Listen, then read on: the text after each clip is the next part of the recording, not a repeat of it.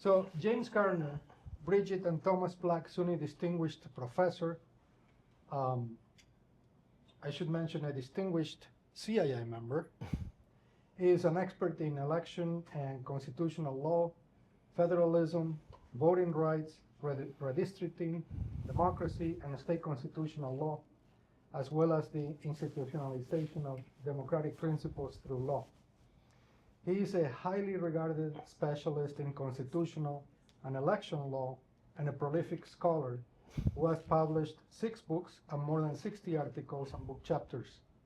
According to Election Law Blog and Brian Later's Law School Reports, Gardner is the 8th most frequently cited scholar in the field of election law. Okay, oh, thank you. Thank you, okay. All right, well, I'm glad this is a small group, and so we can be informal, and so I'm gonna sit down until I feel like I'm wandering. So this slide I had up when you came in, I think you'll find that it's well, you'll see if it's relevant. I think it is. So what I'm going to talk about today is 2 trends. One is the rise of the internet, smartphone, social media, what the sociologist Rogers Brubaker calls hyperconnectivity, which I think is a good term, and at the very end I'll explain why I think it's a particularly good term. And the second trend is a global epidemic of democratic backsliding. So I don't think it's a coincidence that these things, I'll show you shortly, that these things are occurring at the same time. Would it be better if I stood, David? No, you don't care. Okay. Okay. Okay. All right. It's still very early in what's happening. Stuff is happening in real time, and the landscape is changing very quickly, and research is pouring in, but it's lagging way behind the actual frontier of events. So we are mainly at the stage of hypothesizing speculatively, and that's what I want to do today. And that's all I think it's possible to do at this point. To get very far anyway. So my goal is to sort of maybe lay out a framework for thinking about what's happening now, which I find very difficult to process, and I think mostly everyone does. So I wouldn't say I'm here to explain anything, but I'm here to offer some thoughts about how maybe to grope towards an understanding. And so all I'm going to present really is a very tentative framework for thinking about what's happening, along with a half-baked hypothesis. And I should say, I don't like where this line of thought is leading me, and I'll show you. I'll show you where it's leading me, and you'll see what you think. Okay. So let me just start by defining a term that I'll probably be using a lot, and that's the word liberalism. So I'm going to be using the word liberalism not in the standard usage of left-right politics that we talk about, liberal versus conservative. I'm going to be talking about it in the philosophical sense. So historically, what liberalism is has been contested. But it has some basic properties, I think, that most liberal writers in the liberal tradition have agreed on, and I'm going to sort of go with these. One is first and foremost, the fundamental equality of citizens. That's how the second paragraph of the Declaration of Independence opens. We hold these truths to be self-evident, that all men are created equal. Popular sovereignty, this is the idea that the people rule themselves. They are not ruled by anyone else, at least not without their consent. The rule of law is deeply embedded in notions of liberalism, a free civil society, and usually in most versions of liberalism, some basic set of human rights. I'm going to use the term illiberalism if it comes up. There's a million varieties of illiberalism as well, but for present purposes, if any way of thinking about politics that denies any of those 5 propositions, I'm going to think of as illiberal. So no, the people aren't equal. They don't rule themselves. They're ruled by a king, so on. Let me show you some data on the rise of hyperconnectivity. This is the percent of the world population that uses the internet, which rose from 2005 to about 15%, from about 15% in less than 20 years to 70%. Here's the percentage of smartphone users worldwide. That rose in just 10 years from about 15% of the world population to 60% of the world's population. Here's the number of social media users. This is a timescale that runs just from 2017 to 2025, and that rose from about 2.5 billion to more than double, about 5.5 billion. That's the number of social media users around the world. There was some early optimism about this kind of connectivity in the area of thinking about democracy. You may remember the term digital democracy. So people were thinking this was going to be a great idea. Smartphones and social media will connect people. So many more people will be able to participate in democratic self-rule, and things will be great. The actual results have been not great. Just to give two examples. So the Arab Spring was a bunch of incipient revolutions around the Arab world that were powered by connectivity. People were communicating by smartphone and by social media to create these protests, and that was pretty well snuffed out. Similar types of things, smaller magnitude, like Occupy Wall Street, any kind of what I would call a flash mob movement kind of disappears, which suggests strongly that internet-based activism is not really conducive to the kind of organization and persistence that's necessary for a social movement to succeed. And what else actually happened? Democracy didn't get better around the world, it got worse. So there's been democratic backsliding all around the world, and not just in, let's say, the newer democracies, like after the breakup of the Soviet Union, but in stable, long-standing stable ones like the United States, like Italy, even the Netherlands. So there's a lot of ways to show this democratic backsliding. I'm just going to show you this one way of looking at it. So this is a graph over time between 1980 and 2025 of countries getting more democratic, that's the green line, and countries getting more autocratic, that's the purple line. And what you can see is, so up here in early 1990s, but from the end of the 80s to the early 90s, it really peaked. This was following the collapse of the Soviet Union in 1989, and the spin-off of all sorts of independent countries, and the release of proxy regimes in Africa. Democracy was the thing to be. And the number of democratizing countries just skyrocketed. The number of autocratizing countries remained low. But shortly after that, it began to drop, and they crossed in about 2014. So for about a decade, the number of countries getting more autocratic has greatly exceeded the number getting more democratic. All right, so you can see what's coming. If we map these two trends together, it looks like this. So the red line now is the number of people using the internet, and it tracks very closely the autocratization line. If you measure things differently, it looks pretty similar. This is the number of mobile cellular subscriptions. This is social media use. So these two trends have been going on simultaneously, and I don't think it's a coincidence. But let me start with a benign explanation. A benign explanation is that the truth is getting out. The truth is getting out, and that the truth is that liberal democracy is no longer up to the job. Liberal democracy had its time, had a very good run, but it's not adequate to tackle the problems of the modern world. These would include, let's say, gross income inequality, which only seems to be getting worse, climate change, which has been just a disaster trying to treat that. Maybe there are others. I don't want to discount this possibility, but I do want to explore an alternative account, and here's why, reasons not to give up on liberal democracy. First of all, it has had enormous successes in the past, in the 20th century. Liberal democracies fought 2 world wars in which they defeated authoritarian and fascist regimes. They managed to get the world out of the Great Depression.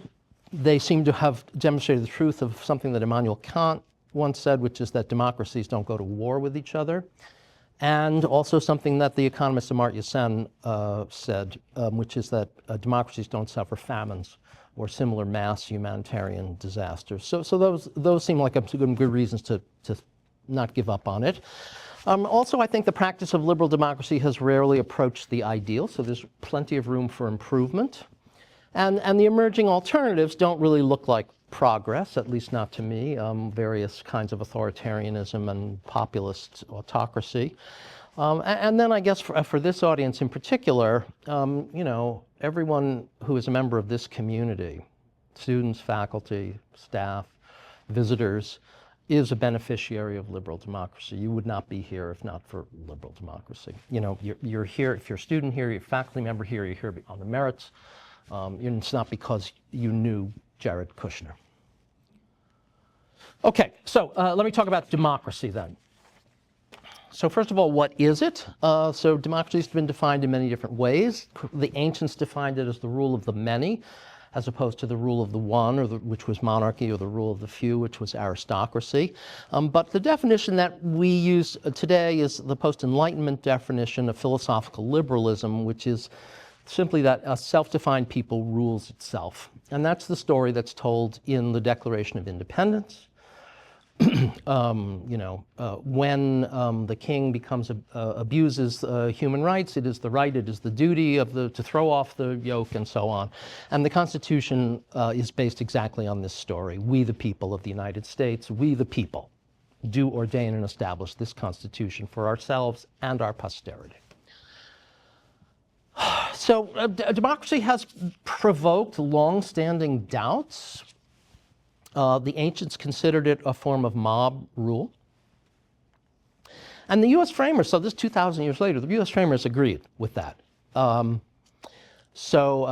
Madison, in a very famous passage from probably the most famous of the Federalist Papers, wrote, democracies have ever been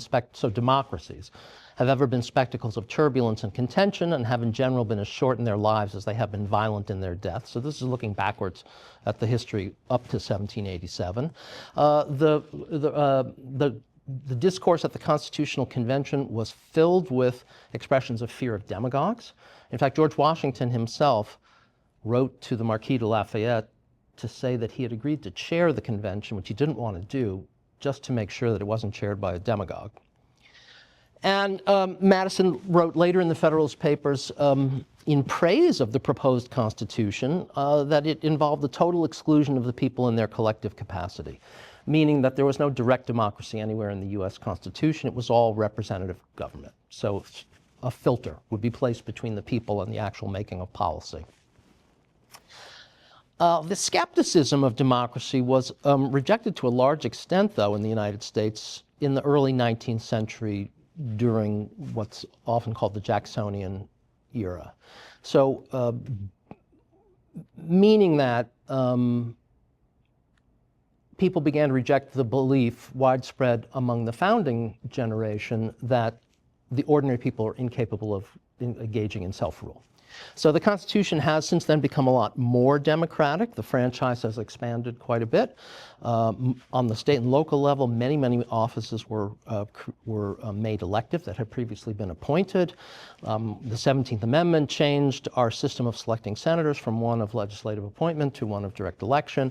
And the Electoral College has never worked the way it was intended to work, which is as a group of elites who would choose a president. It very quickly collapsed into a system in which no one would vote for a member of the Electoral College unless they knew in advance who that person would support for president. So it's become quite plebiscitary. Okay. So democracy, traditionally has, or any form of government, there are two ways to think about it. One is simply the structure of it, but another is a more important question, which is whether it produces good rule. So, we wouldn't want just as we wouldn't want a bad king or a bad aristocracy, we wouldn't want a bad demos to be ruling us. So it's no improvement over the other system unless the demos rules itself well. And Madison, again, he's somebody I keep going back to. Madison was said the same thing about talking about the Virginia legislature. 173 despots would be as oppressive as one. So an ancient question that political thinkers have pondered is, how can we ensure that our rulers rule well, whatever form the rule happens to take? Plato, for example, had a very clear idea. He said, well, we have to carefully select and train our leaders, and so we're going to create this class of guardians in which somebody will go out and find these people, I guess just much like Buddhist monks go out and find the reincarnation of the Dalai Lama. But that's far from democratic, so it's something that we really can't contemplate today. So here's the question as rephrased, I would say. How can we secure good rule by a self-ruling demos? Madison, again, my touchstone, says there's two ways for this to happen. One is that the people are good. They're virtuous. Then so virtuous people rule themselves wisely and justly, and so no problem. But Madison also said, well, look, we know that the people aren't always good and virtuous, so what happens then? And he said, we can't really create good rule in those circumstances, but what we can do is set things up institutionally to block affirmatively bad rule. So this is sort of a fallback system. If people are, plan A is that people are virtuous, plan B is if they're not, we have some institutional design to block bad rule. What is the content of this institutional design? It's mainly dispersion of power. So there's the horizontal separation of power, so the division of government into executive, legislative, and judicial branches. There's vertical separation of powers, which is the division of power between a national government and subnational governments, in our case the states, or provinces in the Canadian case. An independent judiciary that can invalidate unconstitutional legislation or executive actions. And the idea here is that, as Madison put it, ambition will counteract ambition. The people who occupy these roles will fight off incursions into their zones of responsibility by the other branches. The problem of our time, though, is that the fallback system, Plan B, stopped working almost immediately. How did that happen? It happened because of the rise of political parties, is the standard explanation, which I think is probably correct. Even if not the only factor, it's probably the most influential. So what happened is that, I'll talk more about this later, but political parties were able to coordinate behavior across institutional boundaries to allow for cooperation instead of competition.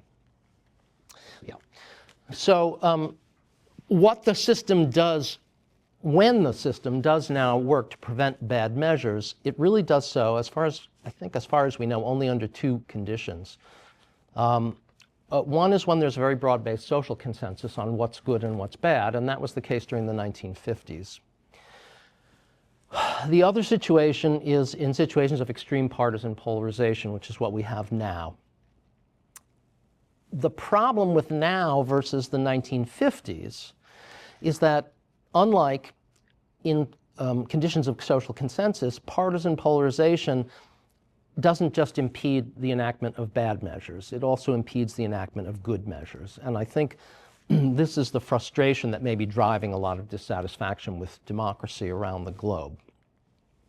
So the bottom line, as I think about it, is this. So if the American people are to rule themselves well, it has to be because of Plan A, because they have the capacity and necessary characteristics to do so, something that I call democracy without a net. There's no fallback system. If the people are bad, our rule will be bad. So that brings me to the subject of democratic citizenship. So what are the qualities that a people has to possess to rule itself well? Again, going back to the ancients put it like this. They said citizens of a republic need virtue. What's virtue? well, there's a lot of different ways to express it, but the sort of concepts that come up a lot are things like this: self-control, self-restraint, self-sacrifice for the public good, civic courage. Even Antonin Scalia, who was sort of the constitutional architect of the current system of ratification of executive power, said people need civic courage. I guess what he meant was people need civic courage to stand up to an authoritarian president, but he didn't know that. Anyway, how are these qualities cultivated? Virtue. How do you cultivate virtue? Well, according to the ancients, one way certainly is elite leadership and modeling. You know, you look at your leader, Pericles, a great leader, and you emulate his behavior. Another is through direct education of the young. That was something that was advocated by Aristotle and Plato as well. And another way is just training through the right kind of life experience. Machiavelli thought the endurance of the Roman Republic was based on the fact that everyone had to do regular military, or the men had to do regular military service, and that trained them in civic virtue. Thomas Jefferson thought it was occupational, but he pointed to a different occupation, the idea of this yeoman farmer, the independent person who doesn't rely on others, and that creates the character necessary for a virtuous citizenry. And there's also another way of looking at it, which also goes back a long way, which is kind of an elite theory. This theory says, look, the people, you can say what you want about them, they're ignorant, they're dumb, they have to be led. And many have thought that that's an obstacle that can't be overcome. In its more modern form, elite theory takes the shape of what's called democratic minimalism. So democratic minimalism says, look, the people do rule themselves, but it's only in a very, very limited way. They don't make policy. They don't make choices like that. All they do is they choose their leaders. And sort of once every 4 years or 2 years, the people show up and they make this choice of leaders, and then they go back to their farms. So the role here is fundamentally passive. The role of the people is to say yes or no, retain the incumbents, or switch. But even in a system like that, the people do need the capacity to do two things. One is to judge the character of those who offer themselves as leaders. This is a trustworthy person. And then they have to judge the success of the incumbent regime. Is they doing a good job or a bad job? One last way to think about this is the way the utilitarians think about citizenship, which is a view that's quite dominant in political science, which is that citizens have to be rational. So what does rationality require? It requires, again, a form of self-restraint and self-control. You don't pursue your passions, you listen to your reason, and you need enough information to assess your risk, your cost benefits accurately. How are those qualities cultivated? The utilitarians were kind of vague about that. Maybe they thought it was innate. There's some language in John Stuart Mill to suggest that education and experience and democratic participation can help cultivate the qualities of rationality that democratic citizens need to vote properly. So, to sum things up, it seems to me that we could say that to rule itself well, a people has to possess some or all of these qualities, either virtue, and or they need to be trusting, they have to have judgment, but it has to be appropriate. They have to place their trust in the right people, and or they need to be rational. Okay, that's the theory. Is that how things really worked? No, I don't think so. So I want to talk first about the old regime, and then I'll talk about the new, what I think the new regime is that's emerging. And by old, I don't mean very old. Maybe before 2010, maybe even before 2015. So the old regime was, in the old regime, popular self-rule was indirect. The structure of Republican government remained. But it was also highly mediated, meaning that self-rule flowed through very established, entrenched institutions.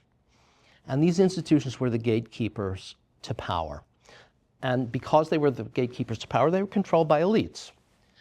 And there were, what were these institutions? There were many of them, but I want to talk about two. One is political parties, and the other is professional journalism. So in the old regime, political parties played an important role. The framers feared political parties. They associated them with extremely destructive, self-interested kind of factionalism. Nevertheless, parties began to form immediately. They were important players very early. As soon as George Washington stepped off the stage, politics broke into party factionalism. Why did that happen? It happened because to fill a void in the constitutional plan. I think the framers understood a lot of things, but they had no basis to understand how Republican government would really work. So they did not provide any system for the identification and cultivation of leaders, and that's something that just had to appear, and parties appeared to fill that void. Also, it turns out that democratic politics requires organization, and the political parties provided that level of organization. They collected information, they disseminated it, they explained it, they created the conceptual structure in which politics occurred. But, as I said before, the rise of parties destroyed the constitutional fallback plan, Plan B, of dispersed power. Why? Because party control was able to unify people in different positions within the splintered power structure.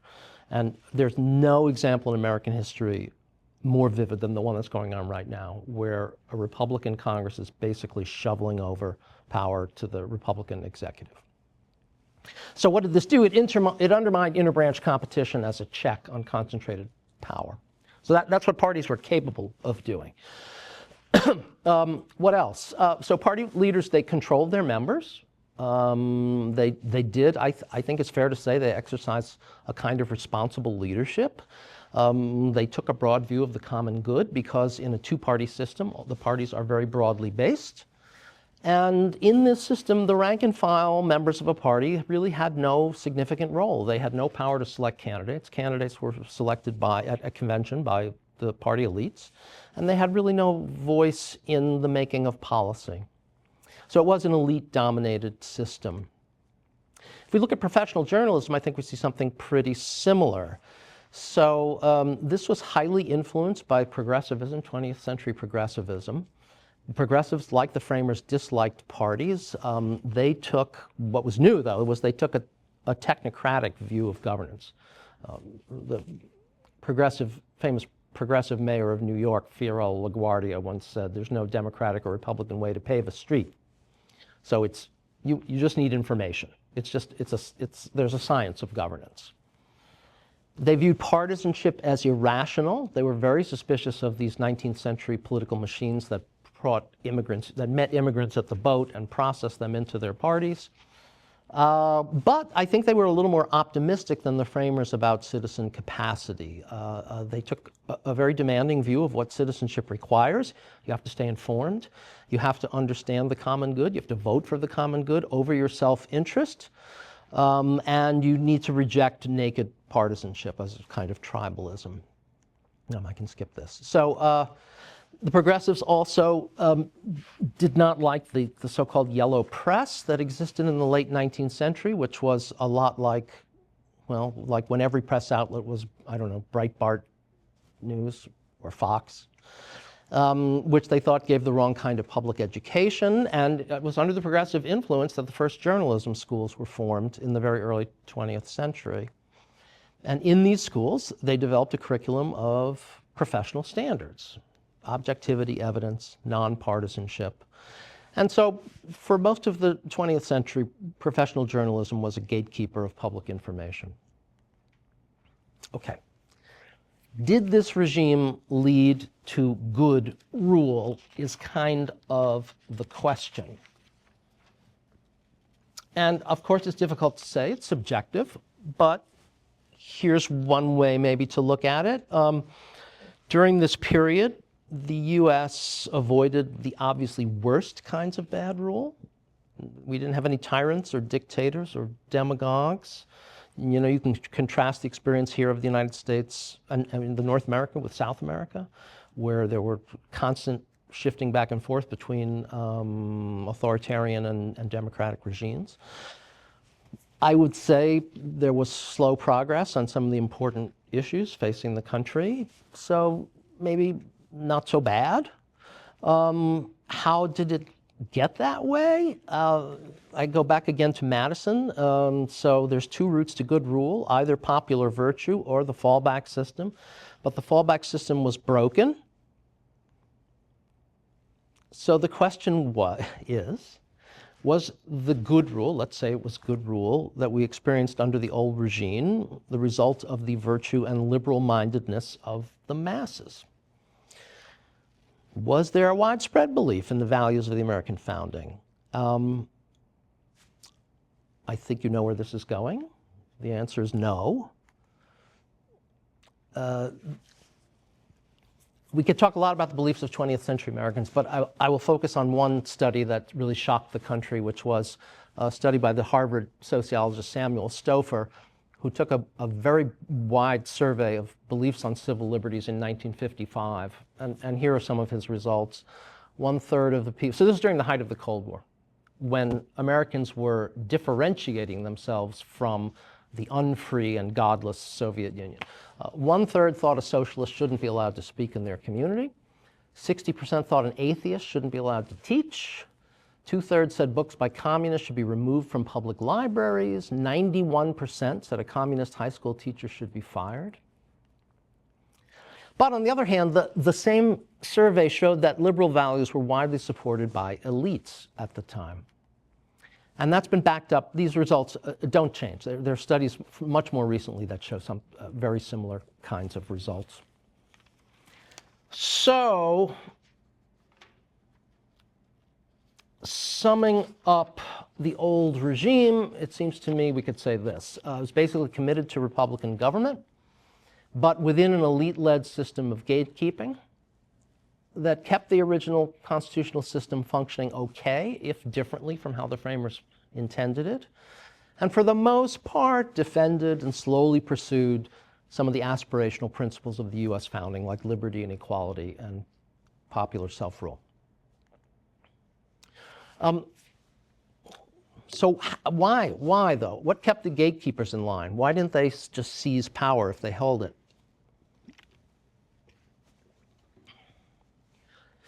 I'm speculating, but I think probably there was some degree of actual belief in the system. The self-interest of the gatekeepers was aligned with the nation's interest in a strong liberal democracy, I think. Okay, I mean, and a sort of indirect public accountability. I don't think you can exclude that. I don't think the gatekeepers would have done what they did if the public didn't support it. So it seems to me that the public probably professed belief in the system, even if they didn't believe it if push came to shove. In a general abstract way, they believed in the system.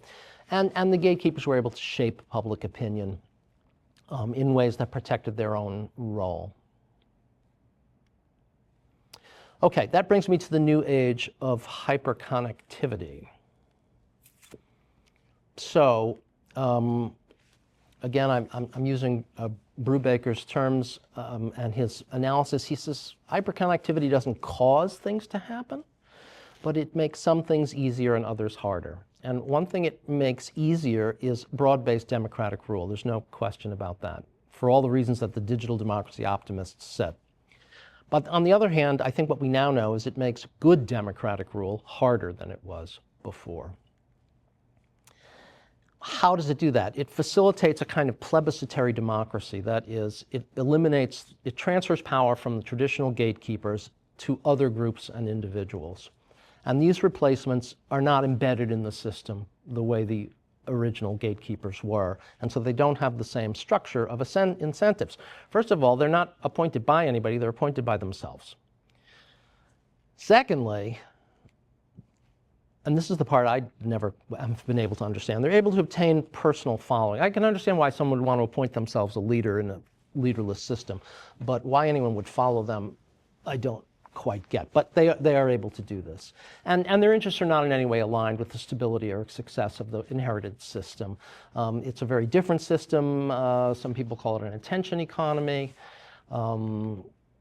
So my hypothesis is that hyperconnectivity has created the conditions for a new kind of democracy, not previously seen, which I call, after having consulted some colleagues in the classics department, delocracy, which is rule of the timid or fearful or weak. And I want to talk briefly about the possibility, how it happens that group behavior can be driven by the most fearful, not by the most virtuous, by the most civically courageous, by the most self-restrained, but by the most fearful. So what I mean here is that group behavior is driven by the most easily agitated people, those quickest to feel fear, and the rearrangement of institutions has put them in a position of power from which they were previously excluded. And I want to show you some examples. So I'm going to get out of the PowerPoint for a second and come, well, oops, there we go, down here.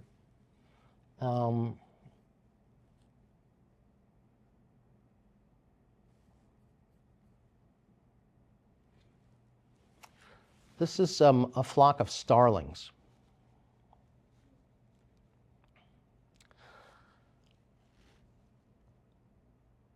So it's a huge flock of birds doing essentially the same thing. How does that happen? What makes that happen?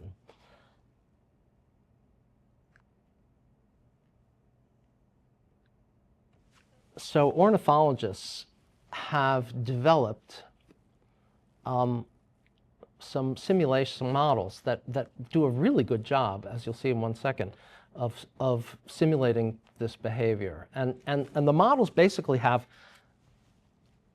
like one rule, which is whatever the birds nearest to you are doing, you do too.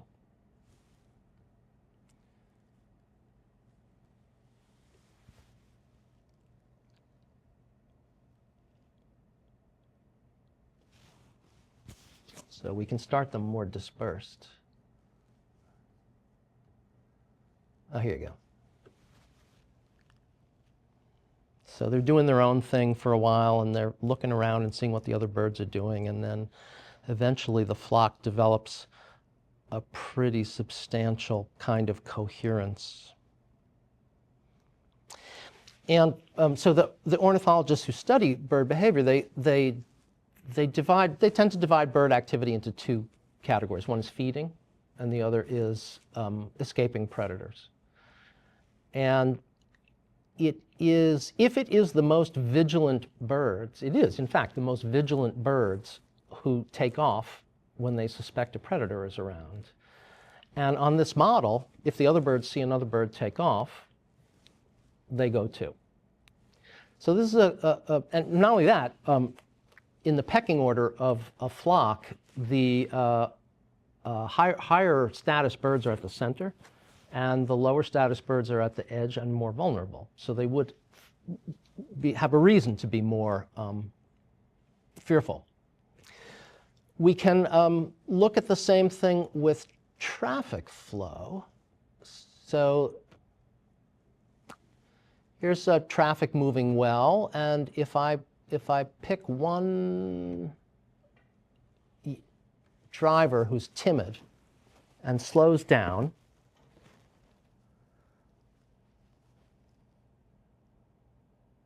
it doesn't take long for traffic to start slowing down and backing up for everyone.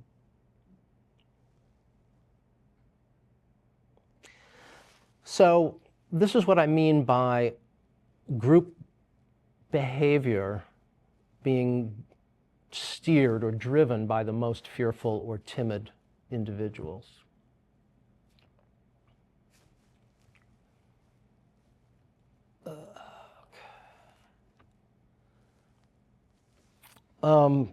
So those are some examples. So here are some tentative conclusions. The elimination of institutional gatekeepers has created the current problems, and what that has led to is direct, unmediated mass communication, not communication, but mass communication between citizens among themselves, and between citizens and politicians, under a new incentive structure which involves, as we know, the monetization of attention that's not aligned with the long-term interests of liberal democracy. And that raises for me, and I'll stop here, some questions and problems. So number one, and here's what I don't like about thinking it through to this point.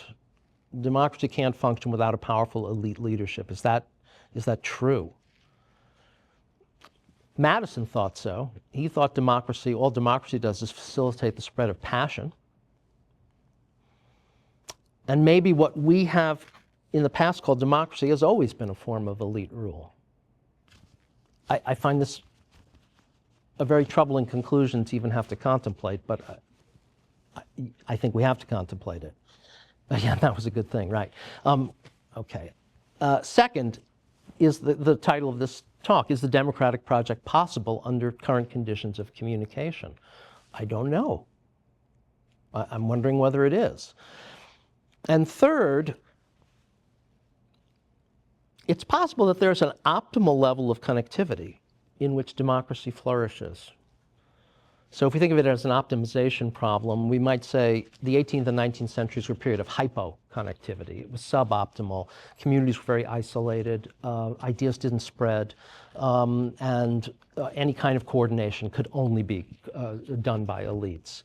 Maybe 20th century, that was a sweet spot. That's as close as you can get to actual popular self-rule with that level of communication, with a mass media that's mediated by professional journalists. And today we have too much connectivity, leading us to a pathology of democracy. Solutions. Well, are there any solutions? Can we have less communication? The U.S. Supreme Court has said no. The First Amendment deprives the government of any power to limit political speech on the theory that there's too much political speech. There's also Section 230 of the Communications Act, which provides immunity to platforms for anything that gets posted on them, which also impedes any kind of accountability. But there is a kind of creative workaround being tried right now, which is tort suits against media platforms on basically a tobacco litigation theory. The idea is that it's a product. It's designed to be dangerous and addictive, and so the platforms can be held accountable on that kind of a theory. But that seems like pretty thin beer compared to the other possibilities, which are excluded by law. And that's my depressing talk. Thank you. Well, maybe a depressing talk, but I think it's much needed.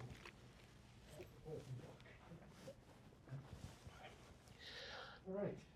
I thought your flock of birds, like the comparison, was pretty interesting. Yeah, the comparison of the flock of birds was interesting. How so?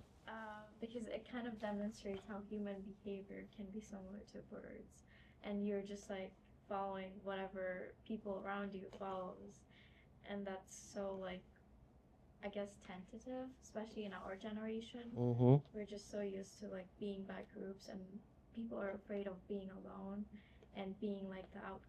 Mm-hmm. Mm-hmm. So I think it's great that you had that. Okay, so people, especially young people, are afraid of being alone, right? FOMO, fear of missing out, and so they flock together like birds. Yeah, yeah. There is a sociological theory of how knowledge spreads called social network theory, which I think is very powerful, that gets at that as well. It's very anti-utilitarian in the sense that it denies that people form their opinions based on independent rational thought. You're born into a social network. You acquire the habits of thought and beliefs of those who are around you. In fact, the single most powerful predictor of what political party a person will belong to is what political party their parents belong to. Yeah.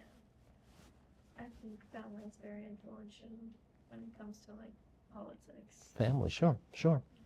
Kristen? To follow up on that. So I was confused about why you used fear as opposed to Madison's terms passions. Because it seems like the sparrow and the car example are really interesting, but the mechanisms are very different. And so why not joy stimulating people around you, or anger?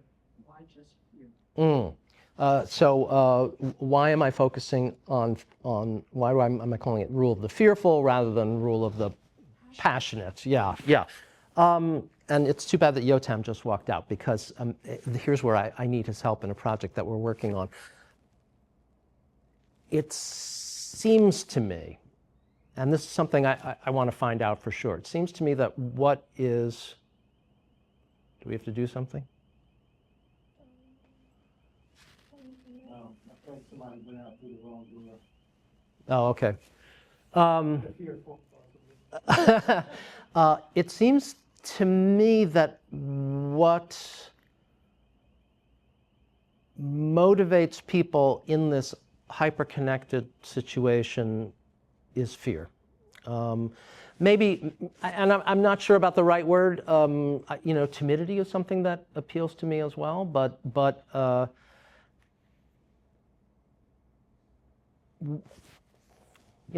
motivates people? Well, things are going to hell.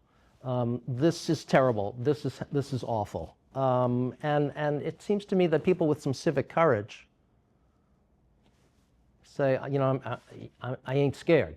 Whereas people who lack civic courage, they're the ones who, retweet and pass this on and make something go viral.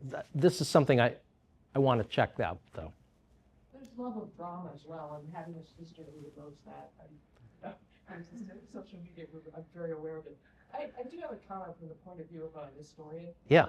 So I don't think I've ever heard a talk in American history that didn't mention two things about the old regime, the post-war era. And that is the incredible advantage economically the United States had and the post-World War II years. Yeah. Incredible advantage. Yeah. Which led to a lot of immigration, some of which was legalized in 1965, so that the population became more diverse. And then the other thing that I haven't heard a talk on American history on that didn't mention recently is racism. And so maybe you could come up with an alternative explanation for the collapse of democratic values if you said the 1950s was a consensus because it was dominated by elites and the issue of race, and America was doing very well economically. And then some decades later, all of a sudden we discovered that Black people are oppressed and they're mad about it.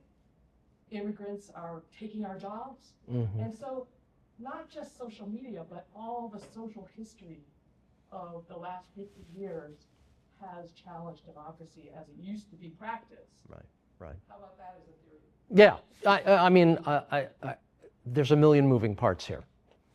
I'm trying to focus on this, but you're right. So when I was going through, so anyway, yes.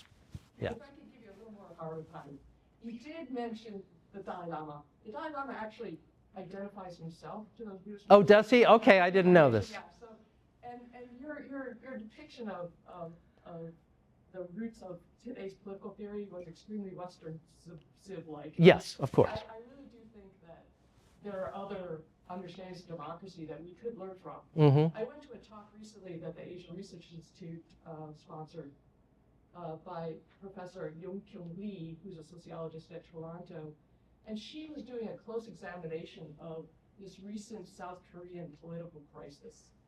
And her point was social movements are actually really strong in South Korea. And you mentioned social movements at the very beginning, but not as a part of our democratic institutions or our democratic history at any rate. And she argued that social movements are really strong in South Korea, and I'm sure there's a lot of sociological reasons why that's true and not so true in the US. But it's another factor, I think, in the future of democracy, the extent to which other forms of organizing outside traditional political parties, like maybe the Democratic Socialists of America, who are a political party, but they're a social movement political party. Right.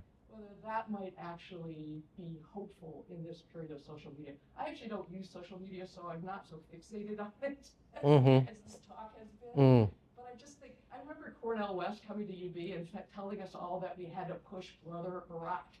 We had to have a social movement, otherwise we wouldn't be able to accomplish anything. And I think he was right. And Yeah. I think we didn't do enough to push Brother Barack. Yeah. I think that's true, and I do think it's an important distinction to make between the form that social movements took in this country when they did have some success. You know, I mean, Martin Luther King was not like a self-appointed, you know, social media guy. He was stood at the head of extremely hierarchical organization that persisted for decades. The decision in Brown versus Board of Education was the result of a 30-year push by the NAACP Legal Defense Fund. You know, and I guess the point I was trying to make is that that kind of organization and persistence and even hierarchy doesn't seem to be the form that social movements are crystallizing into on this new armature. Maybe. I'm speculating.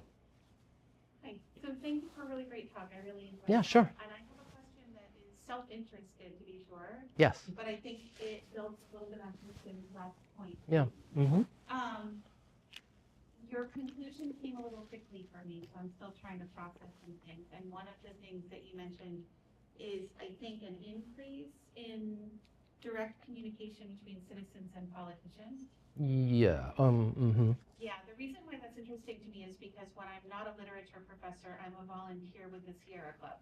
Mm-hmm. And they tout themselves as being the oldest grassroots Right. environmental organization in the country. Right. So when you talked about that communication between citizens and politicians, I thought about grassroots movements and the strategies of grassroots movements. Right. And I wondered if you could talk a little bit about how that fits in to your depiction of the contemporary situation that we find ourselves in. Is it different from what it was in the 1950s? I think so. All right. So the vision I had in my head was like Marjorie Taylor Greene. Okay. Who's somebody who was, I guess, did she resign yet? You know, constantly, I mean, look, a lot of the old school politicians in Washington and who are retiring as fast as they can are saying, you know, these people aren't here to legislate. They're here to get likes on their social media account. That's the kind of thing I'm thinking about, where there's unmediated communication, the party's not involved, the politician doesn't need party support to talk to constituents or anyone. So the Sierra Club, right? This is as you say, it's an old line organization. It's well organized. It's hierarchical. They have a message. They deliberate about their message, and so that's a much more deliberative approach. That's an old school approach to lobbying. That would be the distinction I would say. Okay. Yeah. So, I just have one question, Jim, which is to ask you how you see this situation as you've described it, which is U.S.-centric. Mm-hmm. I think about what happened in Canada, for instance. In particular, say, pushing Trudeau out, right? A movement that pushed Trudeau out, that was responsive in many ways, and that didn't appoint the Canadian equivalent of Marjorie Taylor Greene. Right? What's different? Why are they not suffering the way we are in the States? Yeah. Besides the fact that they're nicer. Right. Right. I mean, that's a great question. Michael Moore asked that question in what was his movie about guns? Right. He said the guns per capita in Canada and the United States are exactly the same, and they have like no murders, although there've been some now. I'm sure it's cultural. So, I mean, here's a personal example. I taught a semester at the University of Barcelona a few years ago. And here on this campus, I would say, if you look in the hallways or, you go down the whatever, walk around, I don't know what, 2 out of 3 students are holding their cell phone. They're not even on it. They're just walking and holding it. I didn't see that at the University of Barcelona. It was old school. They had their phones, but they were in their backpack or in their pocket. So there are underlying cultural differences that are hard to wrap your hands around, but that would be one explanation. But 80%, 85% of the Canadian population lives within 100 miles of the U.S. border. They get inundated with U.S. news, U.S. TV stations and news and everything else. Yeah. As much as anybody. Yeah, you got me. Constitutional law is my field. I was having similar thoughts comparing the version of democracy here, constitutional democracy here in Spain, Mm-hmm. and the multi-party system there versus the two-party system here. Yeah. No primaries like we have here, and it seems as though your version of the elite gatekeepers Mm-hmm. works better in Spain in that way, in the sense that you don't vote. I mean, in theory, you don't vote for the personality. Right. You vote for the party. Right. You vote for the Socialist Party or Yeah. whatever party it is. Right. And that party is responsible to appoint the leader of the party, and that leader of the party becomes the prime minister. Also, the way the multi-party system works requires negotiations Yeah. across parties Yes. and a sort of consensus building to even make it to government. Right. So, Right. resulting in a situation where a particular party may get more votes than every other party, but not enough Mm-hmm. to actually take charge of the government. Right. The coalition of other parties Right. ends up being able to have the majority. So it's a completely different version. And I was thinking, is that a version that protects the old regime a little better? Mm-hmm. And it's not a value call here. Right. But it seems like objectively it preserves the old regime a little better Yeah. in the context of social media. Yeah. No, I think that's absolutely right. Yeah. And the other comment I wanted to make is from the perspective of those marginally tailored brains. Yeah. So those people who have figured out how to manipulate public Mm. in very effective ways for self-interested reasons. Mm-hmm. And I think I mentioned this thinker to you, Baltasar Gracián, Mm-hmm. 17th century. Mm-hmm. Yeah. And I just picked this quote. So these are his words. Yeah. He's talking about, these are his recommendations for the elites, the courtly elites, Mm-hmm. in what he calls the new artificial world. That's how he calls it, Mm-hmm. the new artificial world. Mm-hmm. Mm-hmm. And he says, finding every man's weakness. This is the art of bending wings. It consists more of skill than determination, knowing how to approach each individual. There is no will without a particular inclination, and inclinations vary according to taste.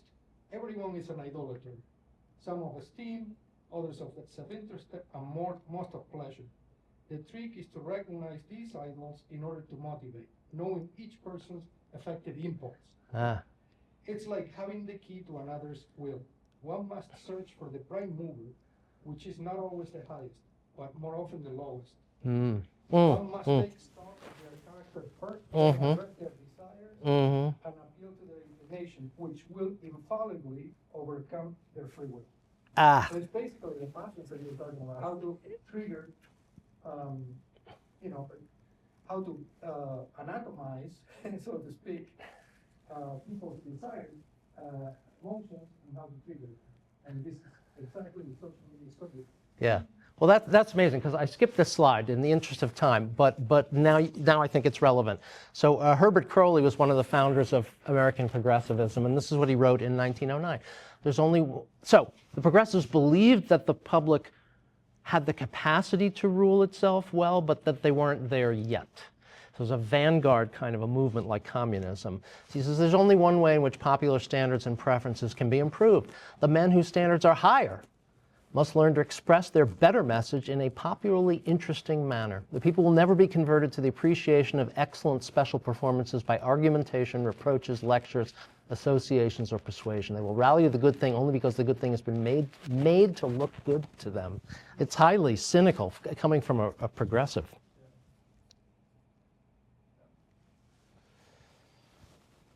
Yeah, so it seems as though the arc of your lecture shows that there is history provides a fairly deep understanding of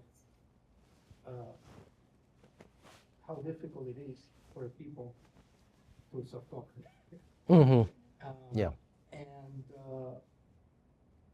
I feel like the question for the future, as you say now, is understanding these weaknesses of any kind of self-governing system. Mm-hmm. What can be done in our current age to move that democratic project, however we envision it, towards justice and towards the idea. Yeah, right. That Yeah, we yeah. aspire. Yeah, And yeah, yeah. it seems like everything gets modeled now into this Mhm. social media world, as you Mhm, say. mhm. It's becoming harder to even conceive of, imagine Yeah. a possibility in this technocracy we're living in. Yeah, yeah, yeah. But we have to try, right? At least to imagine. Well, to me, I don't know if we have time for more questions or comments, but to me, the only answer I can come up with is to work in education. I definitely know. So, and there are different points in your presentation where you talked about the role of education in creating either the elite or uninformed public. Do you have any thoughts on the role of education now? Well, I read about what seemed like a very promising program they've got going in Sweden, I think it was, where it's a program in digital literacy, I guess, how to spot suspect information on the web, how to think about it. Yeah, I mean, maybe, I don't know. You can answer that question better. Is that possible? Is it possible to resist the temptation if you know the difference between good and bad online? I think it is possible. It is, It all depends on your personal values and what you want to get out of social media. Mm-hmm. Personally, I am a user of social media, but I use it with cautious. Mm-hmm. I use it for communication purpose. Obviously, I also observe a lot of news, but what I take in is up to me. Mm-hmm. And I think the more educated you become and the more, I guess, knowledgeable you are, I think it's less likely that you will fall under that loophole. Okay, that's an optimistic answer. Yeah, I do. I tend to agree with that. The campaign of public awareness, Mhm. to understand just being exposed to these kinds of conversations is a good first step. Mhm. We get, as CIA co-directors, Stuart and I all the time get these calls to essentially act as the Ministry of Truth. Mhm. And it's hard to explain to people that that's not our role. Mhm. We've been forever, since going back to ancient Greece, the border between reality and perception, between appearance and reality, has always been elusive. It will continue to be elusive. Mhm. And the issue is not so much more information will get us out of the bind. We know that that's not happening. Yep. We have more information than ever. And we're getting no closer to that. It's more understanding how that relationship works between reality and appearance. Understanding that appearance is part of it. Yeah. And then creating awareness about how our media context edits our reality in a particular way. Yeah. So yeah, I think these campaigns of public awareness are important. Beyond that, I don't know. That's all I've got. Yeah. Yeah. All right. Good. Well, thank you so much. Thank you. Thanks, everybody. Thank you.